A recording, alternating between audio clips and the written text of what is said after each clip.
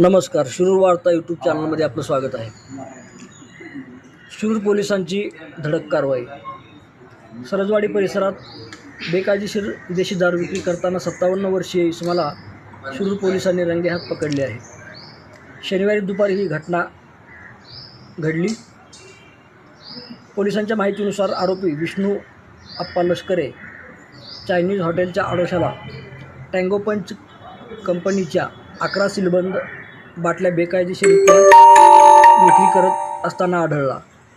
जप्त करण्यात आलेल्या दारूची किंमत सुमारे 440 रुपये इतकी आहे, परंतु ती बेकायदेशीर असल्याने तो गुन्हाच आहे. या प्रकरणी शिरूर पोलिसांनी महाराष्ट्र दारूबंदी अधिनियम कलम 65(e) नुसार गुन्हा दाखल केलेला असून शिरूर पोलीस पुढील तपास करत आहेत.